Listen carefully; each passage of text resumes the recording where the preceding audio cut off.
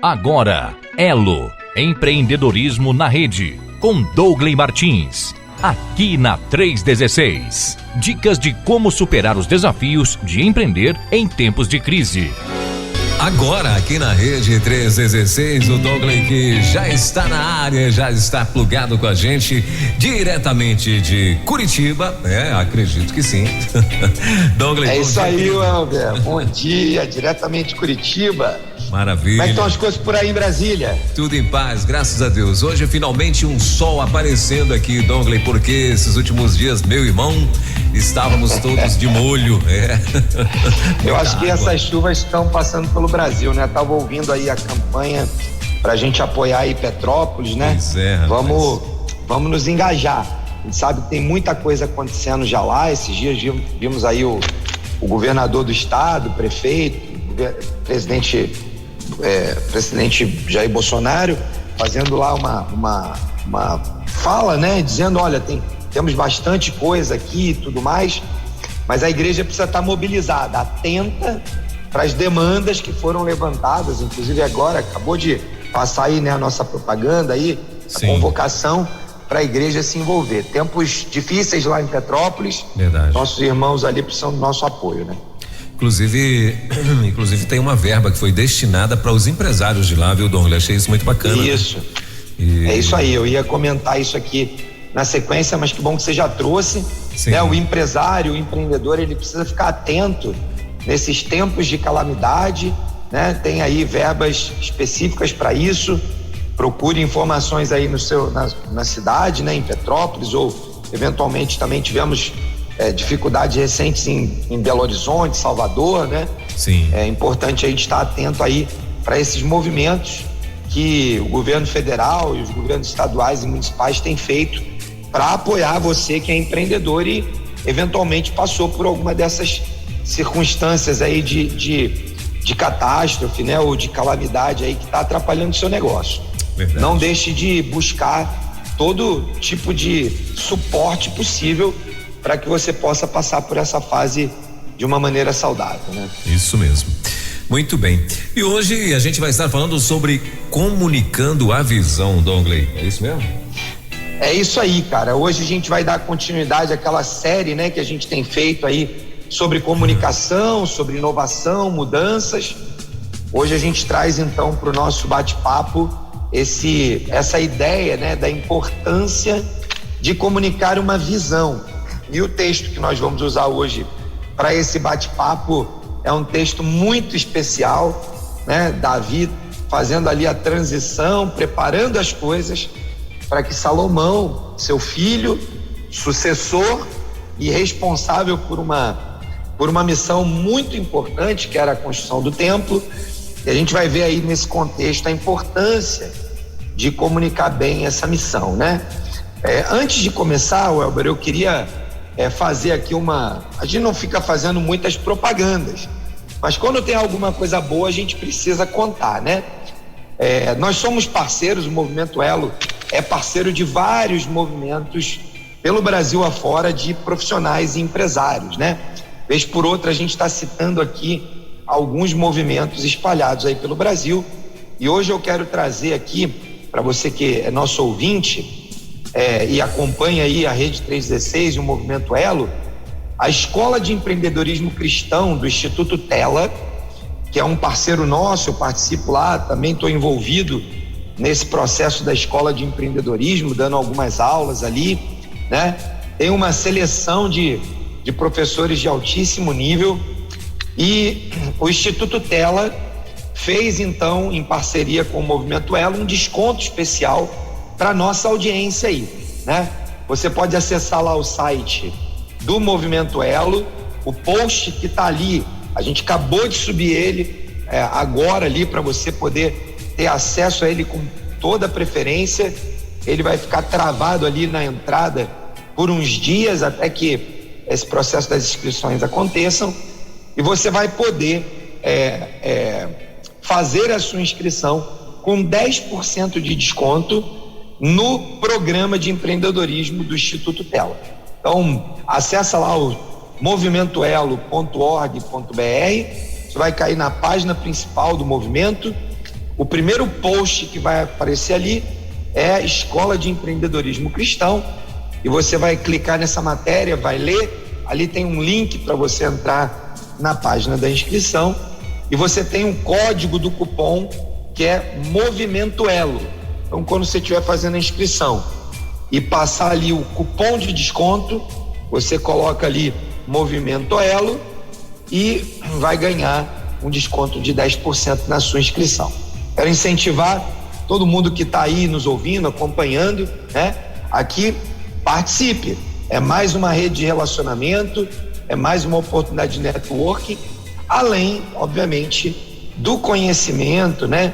E da capacitação para você conduzir os seus negócios com essa visão que a gente tem discutido, trabalhado aqui com tanta intensidade da união, da junção de fé e trabalho, né? Para conduzir nossas empresas a se tornarem empresas do reino. Então você é nosso convidado aí para participar desse programa e também para ganhar esse desconto especial da parceria entre o Movimento Elo e o Instituto Telo, ok? Então agora, voltando aqui para nossa temática de hoje, né? Nós vamos conversar sobre a comunicação da visão, né? A importância de comunicar uma visão, e como nós já vimos aqui em encontros anteriores, a visão é aquilo que a gente enxerga pro longo prazo, né? Quando nós falamos lá no começo dos programas em ideologia de uma empresa, nossa ideologia empresarial, nós falamos sobre missão, visão, valores, propósito, e nós falamos isso, né? A visão é aquilo que nós queremos fazer começando hoje, mas que será percebido pelo mercado, por aquelas pessoas que se relacionam comigo ao longo do tempo. Então eu, desde o dia 1 até o dia, sei lá, 2.000, 1.000, 3.000, 5.000, eu vou estar trabalhando e construindo essa visão. Por isso a importância de não só hoje, mas como regularmente nós estarmos comunicando essa visão, de tal maneira que o comunicado da visão no dia 1, ele faz o primeiro movimento na direção da visão.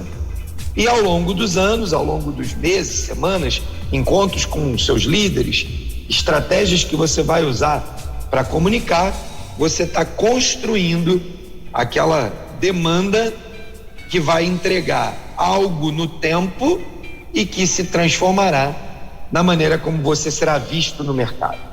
Então eu separei hoje um texto muito especial lá de 1 Crônicas, capítulo 28. Você tem sua Bíblia aí, abre, acompanha, faz suas anotações. 1 Crônicas 28, de 1 a 21. A gente não vai ler todo ali o texto, versículo por versículo, mas nós vamos passar por eles, por todos eles, né? O capítulo 28 de 1 Crônicas, ele guarda uma relação direta com o capítulo 22. O capítulo 22 é quando Davi decide, entende, né? Deus tinha falado, Davi, olha, você tem o sonho, o desejo de construir o templo, mas você matou muita gente, você foi um guerreiro, você foi um general, um soldado, né? Você não vai ter as mãos limpas de sangue para se meter nessa obra. E Deus então anuncia para Davi que então seu filho e sucessor, Salomão, teria então esse ministério, né? Esse projeto, essa proposta que Davi tinha no seu coração. E então Salomão seria aquele que conduziria a visão, mas a visão foi dada a Davi, de modo que a gente vai ver aqui nesses versículos e nesses capítulos um exemplo claro, mas muito claro, da importância de alguém que recebe a visão e comunica e transfere a visão, porque no às vezes a visão será implementada e alcançada a partir de você que teve a visão, passando por outras gerações. De modo que pode ser que você seja desafiado a receber uma visão para o seu negócio e ao longo dos anos não seja você que conduzirá em todo o tempo o processo de implantação da visão. Mas lá em Crônicas 22, o versículo 1 diz assim: então disse Davi: este é o lugar para o templo de Deus, o Senhor, e do altar de holocaustos para Israel.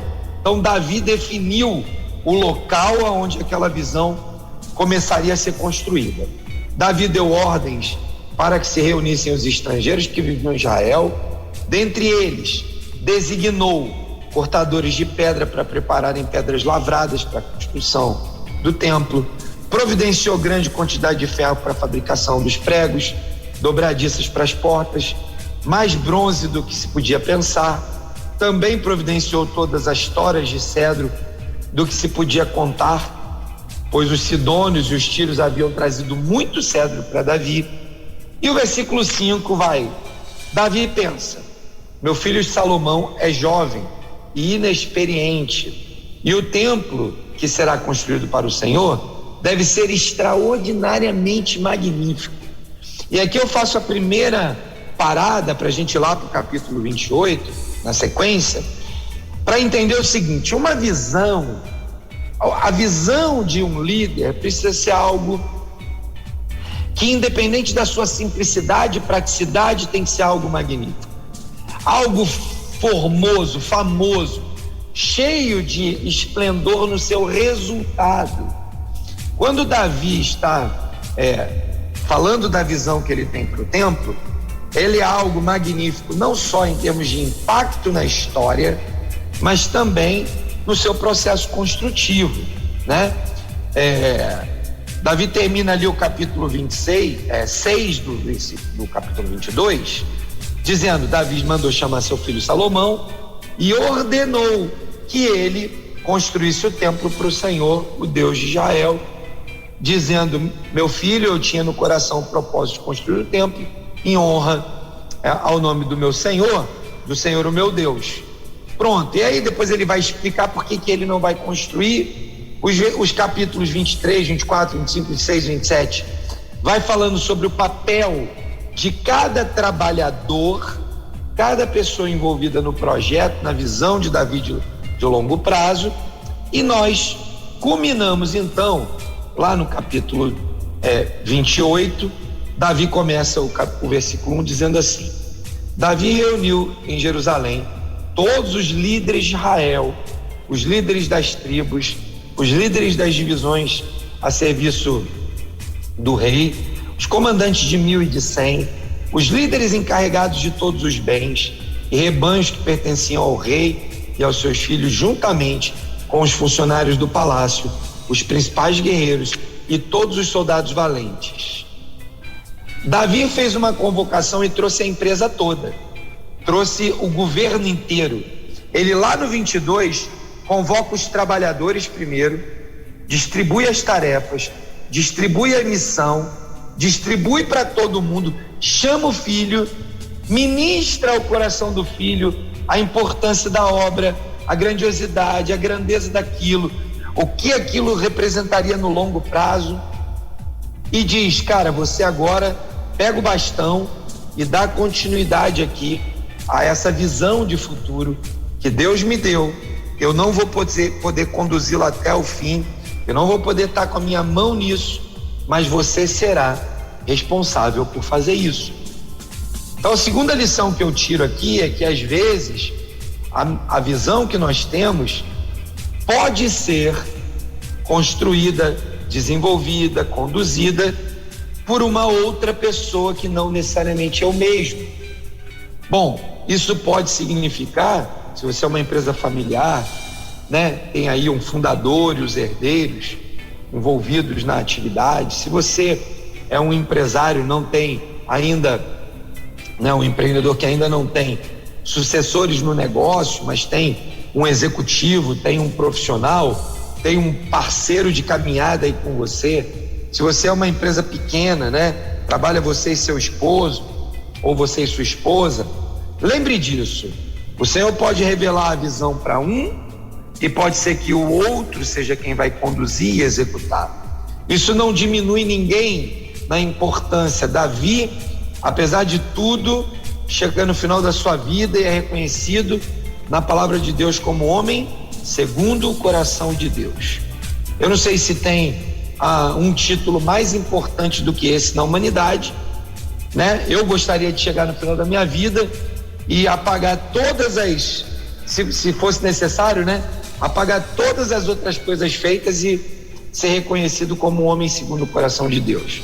Ainda que Davi não tenha construído aquele sonho, aquela visão que ele tinha recebido, por uma escolha de Deus, Davi pôde conduzir e passar o bastão e entregar o bastão em boa prática. Mas vejam que antes dele entregar o bastão, ele providencia todas as coisas para que todo mundo entendesse claramente para onde as coisas deveriam ir. Davi então reúne todos os gestores do seu governo, coloca lá no palácio, e o versículo 2 continua dizendo: o rei Davi se pôs em pé e disse: escutem-me, meus irmãos e meu povo. Eu tinha no coração o propósito de construir um templo para nele colocar a arca da aliança do Senhor. Se você já leu o livro de Crônicas, você vai lembrar, a arca fica se movendo para lá e para cá, fica numa tenda e tal. De repente a arca é roubada. Davi resolve então, pensa lá em como é que ele poderia resolver esse problema, e aí vem a ideia de construir o templo.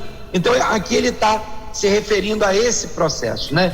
Ele está dizendo: olha, eu gostaria tenho um propósito no meu coração de construir o templo para colocar a arca da aliança ali, né? Que é o estrado dos pés do nosso Deus, e eu fiz planos para construí-las, mas Deus me disse: você não construirá um templo em honra ao meu nome, pois você é um guerreiro e matou muita gente. Ele percebe como ele vai fazer a correlação lá com o 22.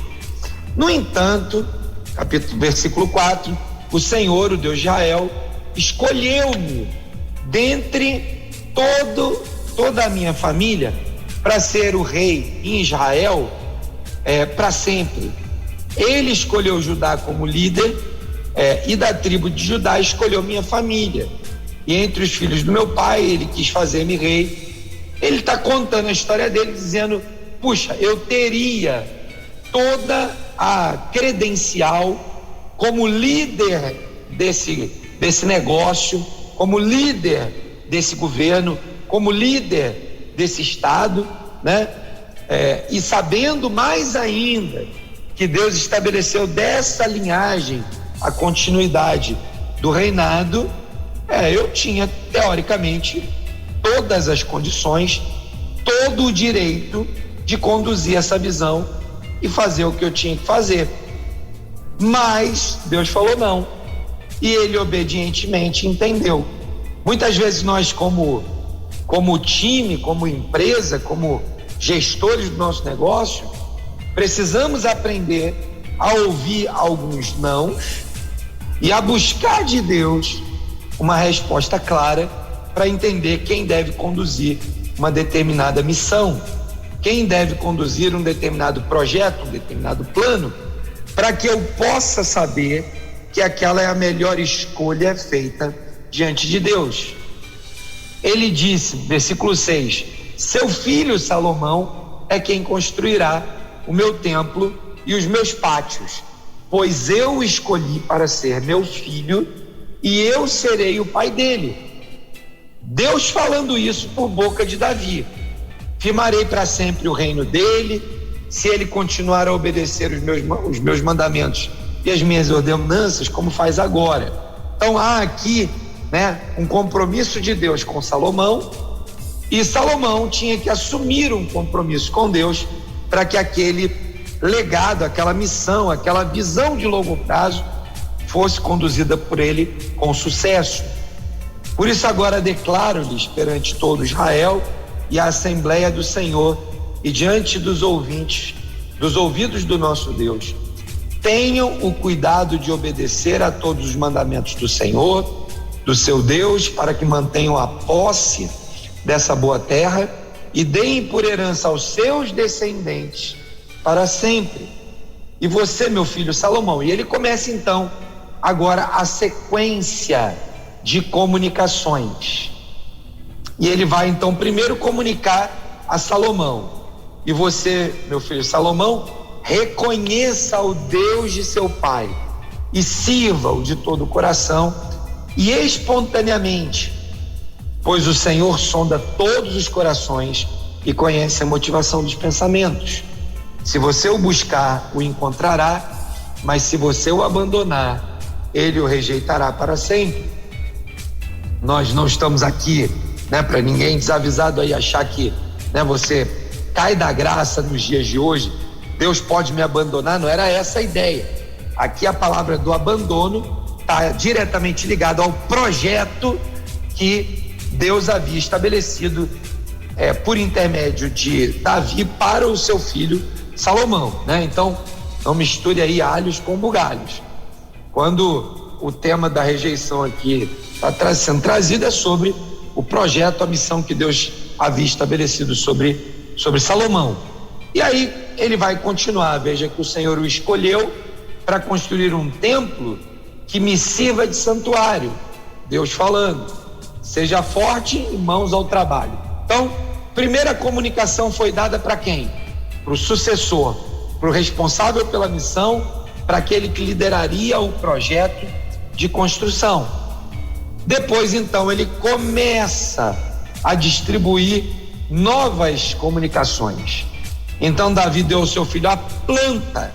Ele não só comunicou autoridade, responsabilidade, comunicou na frente de todo mundo.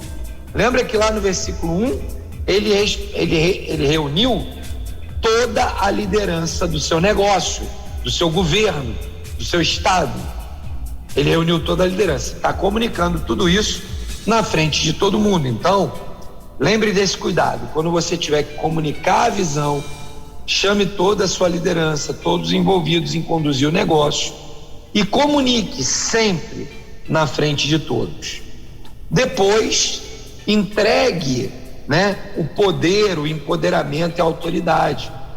E depois, oriente, especifique aquelas questões que são mais relevantes e não podem ser desviadas. Davi entrega uma planta para Salomão, dá a ele todos os desenhos que ele precisaria para construir do jeito que foi indicado pelo Senhor a Davi. Entregou então tudo aquilo que o Espírito havia colocado no coração de Davi, e disse: olha, tem aí recursos que sobram. Versículo 12 ele fala: tudo está aí no depósito, pode usar tudo isso para fazer a construção. Aí ele foi lá e deu instrução de como os sacerdotes deveriam se dividir durante a execução da tarefa, determinou a quantidade de peso de ouro para cada utensílio, ou seja, ele deu ordens claras, específicas, milimétricas. Você depois lê esse texto com bastante atenção para reparar a quantidade de detalhes que Davi comunica para que a missão seja cumprida e o alvo seja alcançado e a visão seja consolidada. Ele continua pelo versículo 14, 15, 16, 17, 18, ele vai dando medidas de quanto ouro bota nisso, naquilo, e no 19 ele vai lá e diz assim: tudo isso, disse Davi a Salomão, foi-me dado por escrito pela mão do Senhor, e ele me deu entendimento para executar todos esses projetos. Davi estava dizendo: Salomão, apesar de não sou eu o cara que vou conduzir, que vou avançar, conte comigo como conselheiro. O Senhor me deu pela sua própria mão cada um desses projetos. Conte comigo. Se você achar que está desviando do alvo, bora bater um papo. E talvez você precise aí na sua empresa, na sua organização, dizer para os seus líderes: olha, isso aqui é a maneira como eu vejo, mas vocês vão executar isso, só que conta comigo. Se você tiver alguma dificuldade ou não entendeu muito bem alguma coisa, conta comigo, né? E Davi vai terminar então ali, versículo 20 e 21, dizendo para Salomão mais uma vez: seja forte e corajoso, mãos ao trabalho, não tenha medo, não desanime, pois Deus, o Senhor, o meu Deus, está com você. Ele não o deixará, nem o abandonará, até que se termine toda a construção do templo do Senhor. As divisões dos sacerdócios e dos levitas estão definidas para todas as tarefas que se farão no templo de Deus. E você receberá a ajuda de homens peritos em todo tipo de serviço. Os líderes e todo o povo obedecerão todas as suas ordens. Davi então conclui ali o capítulo, né, trazendo para a gente claramente uma ideia de como comunicar uma visão com clareza. Assim como Davi fez, nós precisamos reunir toda a nossa empresa e comunicar a visão que Deus tem para ela. Comunicar aos nossos colaboradores, aos líderes, a todo mundo. Nos dias de hoje, isso pode ser literal, por exemplo, você tem uma pequena empresa e está todo mundo aí próximo de você, então reúna todo mundo, faça isso. Ou pode ser por meios tecnológicos, talvez você tenha uma filial em um estado, uma filial em outro. Faça uma chamada por uma plataforma digital dessas que você costuma usar e faça um comunicado claro, objetivo, transparente. Delegue tarefas, distribua responsabilidades, comunique a visão. Não deixe de reunir e comunicar a visão. Um time que sabe o que se espera dele e onde se quer chegar no futuro, saberá o que deve fazer no presente. Isso é o que em geral a gente chama de planejamento da comunicação ou planejamento estratégico das ações. A gente deve reunir os nossos líderes e comunicar essa visão de futuro, que queremos que eles saibam da nossa visão, do futuro dos nossos negócios. Devemos pedir a eles que nos ajudem, que somem com a gente para cumprir essa missão diária, que por meio de, às vezes, objetivos e metas que você estabelece, através de indicadores que você usa para medir, nos ajudam a nos mantermos fiéis, focados todos os dias, sem que a gente se desvie do alvo e dessa visão de longo prazo, de futuro, que nós recebemos e transmitimos. Certamente Deus honrará o seu dia, né, no seu dia a dia, até que a visão seja estabelecida no seu devido tempo. Então eu encerro aqui essa primeira parte aí, a nossa introdução, dizendo, né, Welber, ao nosso ouvinte, é muito, mas muito importante mesmo que a gente desenvolva essa habilidade de preparar um processo de comunicação para que o futuro não seja um acaso, ao contrário, que ele seja um propósito e que a gente chegue lá com toda certeza. Maravilha. É aí contigo, Elber. Beleza, 10 horas e 44 minutinhos, Dongley, e já tem aqui uma perguntinha para você, e a pergunta é a seguinte: Dongley, como saber se aquilo que o empresário, né, ele planeja e tal para o seu negócio no futuro é viável e ao mesmo tempo é do agrado de Deus? Muito bom, muito bom. Quando a gente comunica algo para o futuro, em tese, né, como eu acabei de falar ali um pouquinho antes aqui da pergunta, a gente dá insumos para planejar como nós vamos chegar lá, né? Eu diria que quando a gente pensa em comunicação da visão, a gente está falando em dizer hoje o que nós queremos em algum tempo à frente. 1 ano, 2 anos, 10 anos, ou seja, eu estou dizendo hoje o que eu espero em algum tempo à frente. Mas para eu chegar nesse algum tempo à frente, eu preciso de planos, né? Então, se a gente olhar lá, como eu falei, do capítulo 22 ao capítulo 28, Davi vai estabelecer planos para várias pessoas, para que Salomão pudesse conduzir corretamente para até aquele futuro, né, quando o templo estaria construído. Bom, resumo da ópera. Como é que eu vou saber se isso agrada a Deus?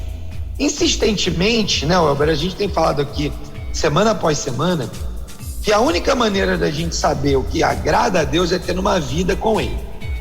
E como é que eu desenvolvo uma vida com Ele? Investindo tempo diariamente numa relação com Deus. Então, se você é empreendedor, se você é um empresário, profissional liberal ou um executivo, e você não separa todo dia tempo para orar, para ler ou escutar a palavra de Deus, para ouvir e conversar com conselheiros, sejam eles técnicos ou sejam eles conselheiros espirituais, e se você não para um tempo para refletir no seu coração aquilo que o Espírito Santo vai colocando dentro dele, dificilmente você vai entender quando Deus fala alguma coisa. Então você precisa de vida relacional, você precisa de convivência com o Espírito Santo diário, para que você dê tempo para ele falar e você ouvir. E aqui eu aproveito para fazer uma aspa, né, sobre vida com Deus e vida diária, tempo devocional e tudo mais, que é o seguinte, né? Muitos de nós falamos assim: ah, mas eu não escuto o que Deus fala comigo, Deus não fala comigo. Provavelmente você talvez seja daquele grupo que quando para orar, liga a metralhadora e só fala. Fala. Quando termina de falar, em nome de Jesus, amém, e já vai fazer outra coisa. É impossível ouvir alguém falando quando você está falando, né? Um diálogo é feito de duas partes, duas pessoas, um fala, o outro escuta, por meio de um canal. O canal pode ser a voz, pode ser um texto escrito, pode ser um áudio gravado, pode ser uma mímica, pode ser libras, sei lá, tem N canais para eu comunicar o que eu quero comunicar. O outro tem que estar escutando enquanto um está falando. O emissor está falando, o receptor tem que estar escutando. Só que uma comunicação só é perfeita quando, depois do emissor comunicar o que ele quer comunicar, o receptor devolve um feedback para o emissor, dizendo: olha, foi isso que eu entendi, eu gostaria de dizer para você que eu acho que se eu pudesse fazer isso dessa maneira, seria diferente, talvez o resultado fosse melhor. De modo que, se você não cria uma relação diária com o Espírito Santo, falando com ele e dando espaço para que ele retorne com feedback, não há comunicação de fato, não houve comunicação de fato. Então o conselho prático é: pare para orar, separe um tempo tranquilo, alguns minutos da sua manhã, né? Existem pessoas que preferem fazer todo dia de manhã, outras pessoas à noite, à tarde. Não existe uma regra para isso, mas para que você desenvolva intimidade com Deus, você precisa separar tempo com Ele. E você precisa aprender então a ouvir um feedback. Então, quando você parar para orar, fale o que você tem que falar e pare, fique um tempo em silêncio, porque o Espírito Santo vai falar contigo. Eu não tenho nenhuma dúvida que vai, mas você precisa dar a oportunidade, porque se não há espaço, o Espírito Santo vai ficar ali sem a oportunidade de falar. E o nosso Deus é um Deus tão gentil que lá em Apocalipse ele diz: eis que eu estou à porta e bato, se alguém abrir a porta, eu entrarei, cearei com ele. Eu estou trazendo esse texto fora aqui do nosso contexto de hoje, só para lembrar você que o Espírito Santo não arromba, ele não grita, Ele não fica te pressionando, não. Se você dá espaço para ele se comunica contigo. Ele vai se comunicar com maior ou menor intensidade, quanto mais tempo você gasta com ele, no sentido de ter um ouvido mais atento para perceber que ele está falando com muita clareza. Então, respondendo e finalizando aqui, o Elber, é assim: só vou saber se é do agrado de Deus se eu invisto tempo perguntando para ele e dando a chance dele me responder. Isso é vida devocional, e o empreendedor precisa muito mais ainda de uma vida devocional, porque você tem um ministério para cuidar do seu negócio, pessoas que Deus te deu, negócios que Deus te deu, clientes que Deus te deu, fornecedores que Deus te deu. Esse é o ministério que Deus te deu. Então, invista tempo com ele. E para saber se é viável o negócio, só tem um jeito: é debruçando e planejando, e aí usando ferramentas que você pode, conforme o tipo do projeto que você tem, você pode aplicar uma ferramenta. Eu tenho sempre aconselhado aqui: procure na internet, procure numa escola que trabalha aí, né, na internet, muitas gratuitas, outras pagas, e você pode aprender como fazer isso, ou, né, reforçando aqui, né, a escola de empreendedorismo lá do Tutela, vai lá, se matricula para você poder aprender essas ferramentas. É isso aí, Elber. Temos mais alguma pergunta aí para hoje? Positivo, com certeza, Dongley, tem sim. A segunda pergunta aqui é a seguinte: muitas vezes o empreendedor, o dono de uma micro ou pequena ou média ou grande empresa, né, se sente sozinho quando planeja voos mais altos para o futuro. Como contagiar um ou mais colaboradores para atingir esse objetivo de deixar claro o que o negócio pretende ser no futuro? Cara, essa é uma pergunta excelente, de resposta simples e de prática complexa, né? A gente acabou de falar que eu recomendaria para o nosso ouvinte, né, que está trazendo suas perguntas aqui, é o seguinte: vai lá, volta lá, capítulo 22 a 28 de 1 Crônicas, leia todo o capítulo. Eu tenho certeza, todos os capítulos, né, eu tenho certeza que você vai ter a resposta para essa pergunta. O que Davi fez? Primeiro, convocou todos os trabalhadores, falou: todo mundo que vai trabalhar vem aqui, que eu vou dar instruções claras para onde o meu negócio está indo. Depois que ele terminou de dar as instruções claras a todos os trabalhadores, ele chamou toda a liderança do seu negócio, do seu governo, e falou: senta aqui, vem cá que eu quero explicar para todo mundo. No final, depois de terminar de fazer isso, ele vira pro líder que vai dar continuidade no projeto e fala: você entendeu? Não desvia não, foca nisso, conta comigo, eu posso ser um bom conselheiro para você. Então, se você é um empreendedor, tá aí liderando o seu negócio, não importa o tamanho, porque isso não tem a ver com tamanho de empresa, isso tem a ver com clareza na comunicação, clareza do futuro, para onde nós vamos. Então, se você fizer isso, trouxer as pessoas envolvidas, aquelas que precisam saber, fizer uma comunicação clara de qual é o papel de cada um, fizer uma comunicação clara do que se espera de cada líder, compartilhar com eles e dar a oportunidade para eles manifestarem suas opiniões, eu tenho absoluta convicção, não é uma pequena convicção, é uma absoluta convicção de que não haverá erro, de que todos estarão contagiados, porque todo mundo quer fazer parte da história de alguma coisa. Qualquer pessoa que você conversar do seu time de colaboradores, qualquer pessoa, se você falar para ela: você gostaria de ver o templo construído? A arca ficava antes dentro de tendas, de barracas, que apesar de serem, né, a gente também tem uma ideia equivocada. De vez em quando eu trago aqui uma perspectiva de uma ideia equivocada que a gente tem como aluno de escola bíblica, né? Não porque a escola bíblica seja ruim, mas é porque a nossa mente às vezes não é desafiada a pensar nisso, né? Mas da mesma maneira que a gente acha que o Jardim do Éden é o jardim da nossa casa, né?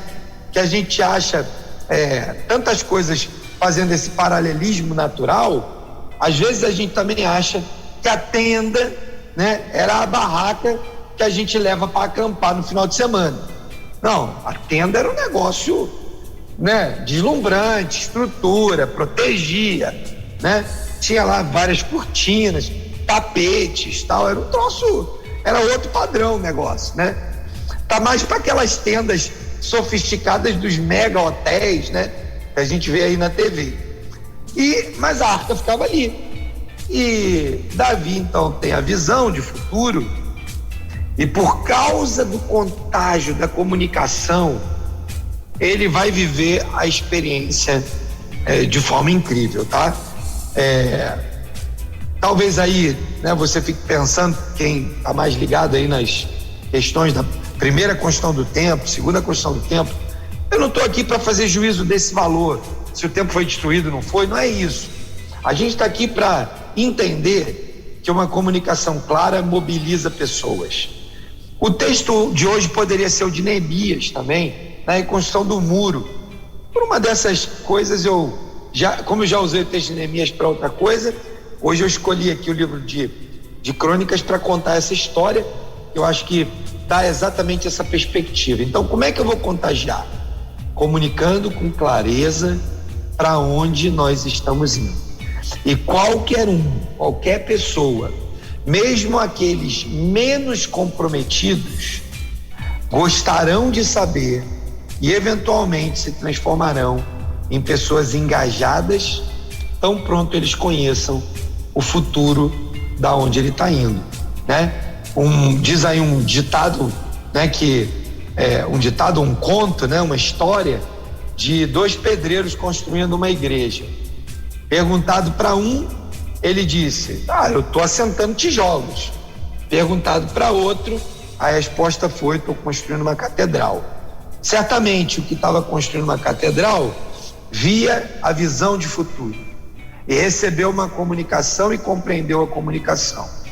Aquele que assentava tijolos, provavelmente em alguns poucos dias não estaria mais ali, porque se o meu propósito, minha visão de futuro é apenas assentar tijolos, por 10 centavos a mais por tijolo assentado, eu troco de lugar. Agora, se eu conheço a visão de futuro e eu entendo claramente que a minha visão de futuro é construir o templo do Senhor, onde a arca vai ficar, se eu entendo que eu estou construindo uma catedral, se eu entendo que eu estou construindo um negócio, se eu entendo que eu estou construindo a solução contra o problema de saúde tal, se eu entendo que eu estou construindo a solução para o meu cliente ter suprimento necessário para ele produzir um produto na cadeia e lá na frente aquele produto salvar as vidas.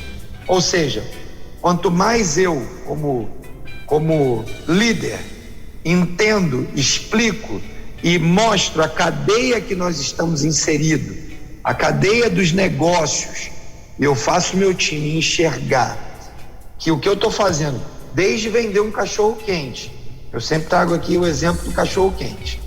Se eu saio de casa, eu e o meu colaborador que está comigo me ajudando na carrocinha, ou na loja que eu tenho, ou seja lá onde for, e eu entendo que eu não estou ali só por causa do cachorro quente, mas eu estou ali porque eu estou dando alimentação para alguém que, por exemplo, pode estar indo trabalhar à noite, precisa estar bem alimentado, ou que eu estou suprindo a necessidade de alimentação de alguém que não tem dinheiro para comprar uma determinada outra alimentação mais cara, mais saudável, seja lá como você quiser conduzir isso, e eu estou evitando que aquela pessoa tenha fome, eu começo a olhar isso de uma outra maneira.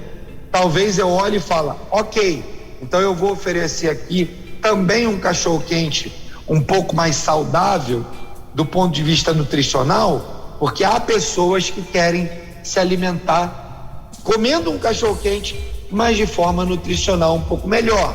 E aí começa a expansão da nossa mente para aquilo que a gente vai fazer, e naturalmente isso vai contagiar a nossa vida. E aí eu não tenho como deixar ou ficar de lado. Entendeu, Elber? É por aí. Maravilha. Bom, pontualmente em Brasília, 11 horas. Douglas tem mais uma pergunta aqui para você. O que fazer quando um empresário, né, em relação aí ao futuro, mesmo tendo planejado algo para o negócio, nos anos seguintes? Essa é a pergunta que chegou aqui. Deixa eu tentar entender. O que fazer quando ele está inseguro, ok, perdão, não tinha escutado essa parte. Isso. Quando ele está inseguro com relação ao futuro. Isso. Mesmo que ele tenha, né, investido um tempo ali se planejando, se organizando. Eu vou responder, né, essa parte, Welber, assim, né, vamos lá. Nós estamos vivendo esse momento agora, né? A pandemia nos trouxe um pouco dessa perspectiva. Verdade. Você planeja o futuro, mas a pandemia às vezes muda a sua vida, né? O cara que tem, por exemplo, um comércio de rua, por exemplo. Quando os governadores vão lá e determinam, fecha tudo, ele tinha um plano dele. E agora, o que ele faz?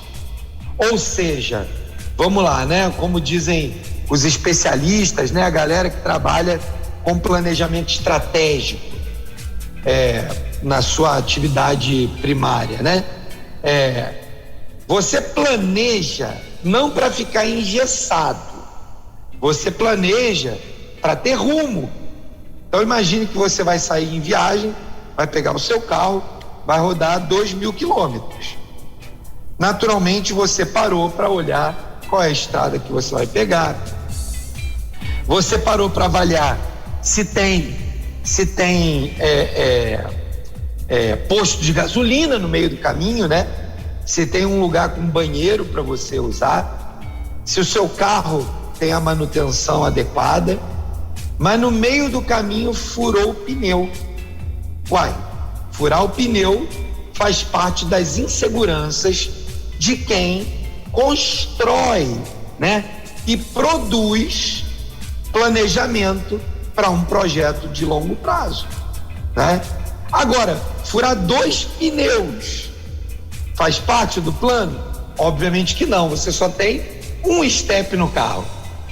E o que acontece quando isso acontece, né? Ou que tipo de ações eu posso tomar quando isso acontece?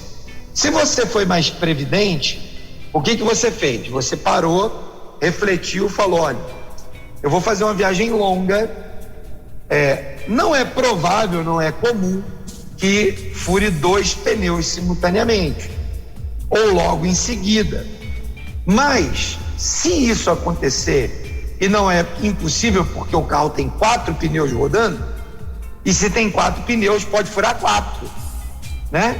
Só que qualquer coisa que seja mais do que um já é um problema sério para resolver, ou seja, é uma insegurança que eu não controlo, mas eu posso pensar em alguma maneira. Quem sabe você vai botar no seu carro um kit de conserto de pneu rápido. Sabe aquele kit que você compra lá na loja de peças, no Autopeças, que você bota lá uma borrachinha junto com um negócio de ferro, assim, parece um T, que o pessoal usa para consertar lá no borracheiro quando a gente leva. Talvez você vá, né, levar aquele kit de primeiros socorros ali pro pneu. Talvez você tenha que botar no porta-malas do seu carro um dessas bombinhas que você liga no isqueiro do carro e ele enche o pneu. Olha, então eu fui preventivo em relação a inseguranças do futuro. E esse paralelo eu posso trazer para o mundo dos negócios. Você tem uma loja de rua que depende do comércio de rua e das pessoas estarem na rua. Então, A Covid trouxe a insegurança. Você planejou direitinho, poupou, tem reservas, tem o estoque, tem o produto, tem o preço, tá tudo funcionando. Ótimo, perfeito, fantástico. Porém, a Covid chegou. Bom, se você é alguém que está de olho nessa história de prevenções, no primeiro mês que aconteceu isso, você rapidamente já pensou: como é que eu posso levar o meu negócio para o mundo digital? E assim, mesmo que você não fosse capaz de antever a Covid, você rapidamente reage em relação a essa insegurança. Agora, a resposta pragmática, Welber, para essa pergunta deveria ser: no mundo empreendedor, insegurança é quase que arroz e feijão, né? Você vai comer todo dia. Não tem jeito. A gente, quando se torna empreendedor, se torna um empresário, um profissional liberal, ou ocupa uma vaga executiva, a gente precisa saber que a insegurança é parte da vida empreendedora. E se você não estiver disposto, interessado, né, a fazer movimento de decisões rápidas, de mudança, de adaptação, você vai sofrer muito mais do que precisa com as tais inseguranças, e isso pode gerar em você, de fato, aí problemas, inclusive emocionais, né? Talvez um burnout, talvez um problema de relacionamento. Então, o meu conselho para essa pergunta, né? Para quem trouxe essa pergunta aprenda que insegurança é parte da vida empreendedora. Aprenda a lidar com as prevenções como ferramenta de evitar a insegurança, ou mitigar a insegurança, ou estar preparado para uma insegurança que apareça. Não deixe de planejar, porque planejar garante que você consiga fazer muito mais rapidamente uma mudança. E eu encerro falando aqui para aquele empresário grande, né, maior, que já tem uma estrutura de governança na sua empresa, seja ela com governança profissional, corporativa, com conselheiros, ou seja ela menos formal. Existem hoje cadeiras do mundo da governança que tratam do assunto risco. E o assunto risco nos ensina a construir barreiras de proteção contra o risco. Barreiras lá no nível operacional, barreiras lá no nível estratégico e barreiras lá no nível do conselho, né? E algumas empresas, a depender do seu porte, tem inclusive uma área, um setor dentro da empresa de gestão do risco, gestão das inseguranças, né? Acompanhando, trabalhando diariamente. Guardadas então as devidas proporções de se você é um dono de um cachorro-quente ou o dono de uma empresa grande que já tem governança, conselhos e coisa que o valha, você pode agir de forma a prevenir, a partir do seu planejamento, com regras de gestão de risco, né, a possibilidade de que as inseguranças te peguem de calça curta. Agora, aprender a lidar com insegurança é um desafio pessoal. Se você precisa de ajuda, procure seu pastor para falar com ele sobre isso, procure um psicólogo, né, do mundo empresarial para falar sobre isso, procure um parceiro de empreendedor, um outro empresário, comente sobre as suas inseguranças. Ou seja, você tem aí várias frentes que podem te ajudar a melhorar a sua capacidade de lidar com insegurança. É isso aí, Welber. Assuntos, né, que não terminam nunca, né? A gente pode ficar aqui um dia inteiro conversando, debatendo sobre temas tão importantes, né, para o futuro das nossas organizações. Maravilha. Eu acho que o mais importante, Dongley, de tudo isso, né, é você saber, por exemplo, comunicar a tua visão, né, Dongley? Você estava falando lá, e você foi muito feliz quando citando a história de Davi, né? Passando isso aí e normalmente às vezes o empresário que tem, às vezes, né, tem uma certa dificuldade quando ele vai tratar de assuntos da empresa com a família, né? E a gente vê muitas discussões, muitas divergências e tal, e eu acho que é bem interessante. Mas esse é um exercício, desculpa te interromper, mas esse é um exercício talvez dos mais desafiadores para o empreendedor.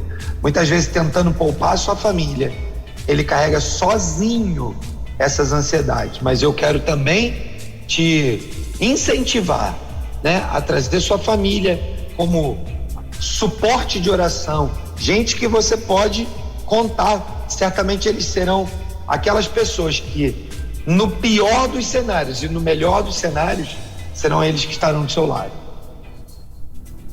Muito bem. Bom, agora são 11h11, Dongley. Eu estava vendo aqui, tinha aqui algumas participações aqui do pessoal, né? E inclusive pedindo para que mandassem um alô lá para todos que estão lá eu estou tentando achar o nome da cidade aqui, Parque Vitória é o nome da igreja. Os batistas do Maranhão, Dongley, que estão aí te ouvindo, rapaz, e estão plugados com a gente lá.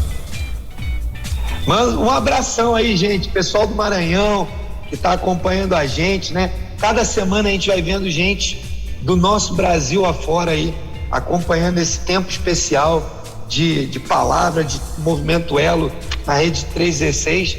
Eu tô super feliz de estar aqui. Recebam aí todos o nosso abraço.